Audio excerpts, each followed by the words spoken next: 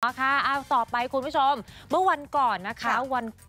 คนกรุงเนี่ยนะงงกับอากาศเพราะอะไรรู้ไหมเดี๋ยวพายุเดี๋ยวหนาวเดี๋ยวลมนะคะทำเอาบ้านของคุณโปสกลรัตน์เนี่ยนะเสาไฟฟ้าค่ะล้มทับลงมาที่บ้านเลยแต่โชคดีนะไม่มีใครเป็นอะไร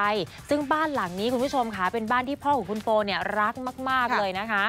เดี๋ยวไปฟังเสียงคุณโปหน่อยค่ะ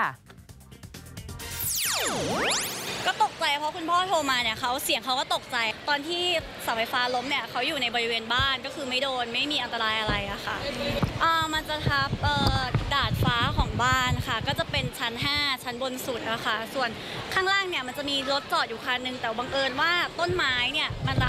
รับเสาไว้รถก็เลยไม่เป็นอะไรเลยค่ะที่บ้านแทบจะไม่มีใครอยู่แต่ว่าจะมีคุณพ่อที่ไปมาค่ะก็คือคอยดูแลบ้านเพราะว่าบ้านก็ยังไม่ได้ปล่อยขายอะค่ะยังไม่ย้ายเลยนี่เรื่องจริงคือหนูก็บอกว่าป้าย้ายมาเถอะเผื่อว่าปูนมันแบบถล่มอะไรลงมาเขาก็เลยไม่เป็นไรเขาอยู่ในบ้านไม่มีปัญหาอะไรอย่างเงี้ยค่ะบ้านมีประกันนะคะ เดี๋ยวตรงนี้เขาก็จะจัดการแต่ว่าถามว่าซุดไหมอะไรโครงสร้างยังดีอยู่ค่ะนะคะยืนยันโครงสร้างยังดีอยู่ก็ต้องเห็นใจคุณพ่อด้วยเพราะว่าคุณพ่อก็ใช้ชีวิตอยู่ที่บ้านแล้วก็อยู่แถวๆนั้น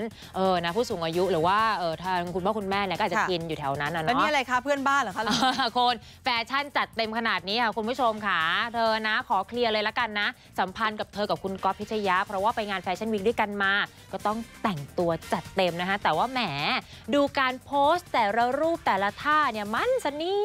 นิทกันนะคะหลายคนบอกว่าสนิทเกินเพื่อนหรือเปล่าเธอบอกว่าแค่เพื่อนกันเท่านั้นค่ะเชื่อว่าคนข้างกายอย่างไทม์ไทยนั้นเข้าใจด้วยค่ะ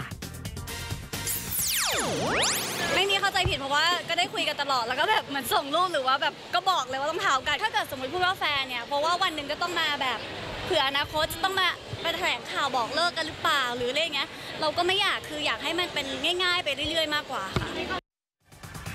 เรื่องความรักเดี๋ยวนี้นะคะนักแสดงดาราเนี่ยสังเกตไหมเขาก็ไม่ได้บอกกันชัดเจนหรอกนะว่าคบกันนะคะก็บอกเป็นเพื่อนกันคุยกันคือเรื่องอนาคตเนี่ยมันไม่แน่นอนไงเผื่อเลิกกันในอนาคตนะคะแต่เชื่อว่าคู่นี้เนี่ยเคมีเขาเข้ากันแน่นอนไม่ว่าจะเป็นแฟชั่นนะการแต่งตัวการใช้ชีวิตนะคะเป็นกำลังใจให้แล้วกันจ้าใช่แล้วค่ะ